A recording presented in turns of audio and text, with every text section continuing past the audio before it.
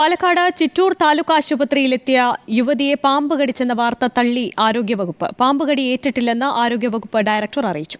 വിഷമില്ലാത്ത പാമ്പിനെ കണ്ടത് ആശുപത്രിക്ക് പുറത്തെന്നും DHS.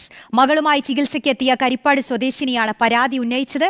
യുവതിയെ ജില്ലാ ആശുപത്രിയിലേക്ക് മാറ്റി.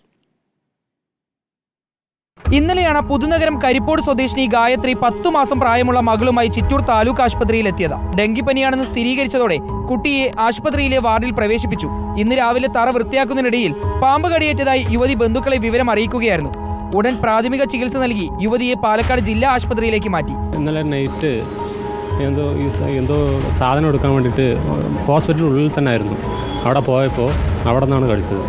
അവരിപ്പോൾ വലിയ കുഴപ്പമില്ല, പേടിക്കാനില്ല. എങ്കിലും 24 hours ഒബ്സർവേഷനിൽ ഇരിക്കണം. ഈ കുപ്പിയിലുള്ള പാമ്പാണ് കടിച്ചതെന്നാണ് പറയുന്നത്. അതെ, ഈ പാമ്പ് തന്നെയാണ് കടിച്ചത്. എന്നാൽ യുവതിയെ പാമ്പ് കടിച്ചിട്ടില്ലെന്നാണ് ആരോഗ്യ വകുപ്പിന്റെ കണ്ടെത്തൽ. പാമ്പ് കടിയേറ്റതിന്റെ പാടുകൾ യുവതിയുടെ ശരീരത്തിൽ ഇല്ലെന്നും പാമ്പിനെ കണ്ടത് ആശുപത്രിക്ക് പുറത്താണെന്നും ആരോഗ്യ വകുപ്പ് ഡയറക്ടർ അറിയിച്ചു. എന്നാൽ സംഭവത്തിൽ വിശദമായി അന്വേഷണം നടത്തി റിപ്പോർട്ട് സമർപ്പിക്കാൻ ആശുപത്രി സൂപ്രണ്ടിന് മന്ത്രി K. കൃഷ്ണൻകുട്ടി നിർദ്ദേശം നൽകി. അത് കുറച്ചുകൂടി നമുക്ക് ചെയ്യാനുണ്ട്. ഉപദേശക സമിതി ഉണ്ടല്ലോ, ആശുപത്രിയുടെ ഉപദേശക സമിതിയും മുനിസിപ്പാലിറ്റിയും കൂടി അവർ ചെയ്യാനായിട്ട് കൃത്യമായ അന്വേഷണം ഉണ്ടാവും. അതൊക്കെ അന്വേഷണം ഉണ്ടാവും, അതുണ്ടാകണ്ടേ. ആശുപത്രി അധികൃതരുടെ വീഴ്ചയാണ് സംഭവത്തിന് പിന്നിലെന്നും ഇവർക്കെതിരെ ശക്തമായ നടപടി സ്വീകരിക്കണമെന്നും ആവശ്യപ്പെട്ട് ചിറ്റൂർ താലൂക്ക് ആശുപത്രിയുടെ മുന്നിൽ കോൺഗ്രസ് പ്രവർത്തകർ പ്രതിഷേധിച്ചു. റിപ്പോർട്ടർ, പാലക്കാട്.